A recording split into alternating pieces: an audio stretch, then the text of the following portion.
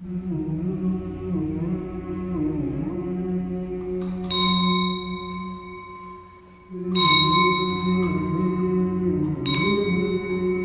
läheme räägime kunstiajaloo õppejõu Anneli Randlaga.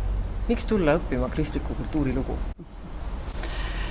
Kristliku kultuuriloo magistriõppe annab laiapõhjalise humanitaarhariduse, aga seda siis natuke teise nurga alt, kui tavaliselt õpitakse kas ajalugu või keeli või ka siis kultuuri üldisemalt, et läbi siis kristluse.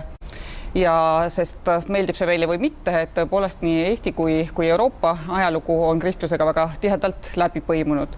Ja see annab siis võimaluse paremini mõista meie oma kultuuri, aga siis ka laiemalt lääne kultuuri. See kursus ongi ennekõike vast mõeldud neile inimestele, kes on oma esimese hariduse juba saanud ja sooviksid siis süvendatult selle kristliku kultuuriga tegeleda.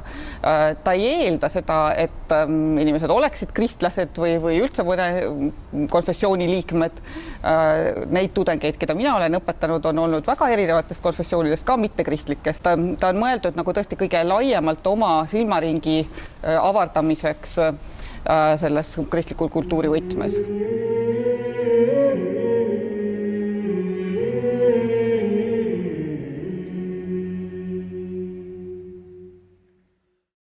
Mitmed programmid, mida täna siin pakutakse, eeskätt kindlasti kristliku kultuuriloo magistriõppe, kus me näeme väga erinevate elualade, nii humanitaar- kui reaalalade üliõpilasi, kes enamasti tulevad ja ütlevad, et nad on mingil tasandil saavutanud professionaalsuse, midagi elus korda saatnud, aga nad tahaksid seda maailma ja iseennast ja Jumalat paremini mõista, tahaksid õppida kusagil, kus võib-olla antakse vastuseid, et kus see kõik tuleb ja isegi kui see on väga naiivne lootus, siis ma usun, et tegelikult seda just me saamegi pakkuda, et natukene aidata näha selliseid sügavamaid seoseid inimkultuuris, ühiskonnas ja ka erinevate eluvaldkondade vahel.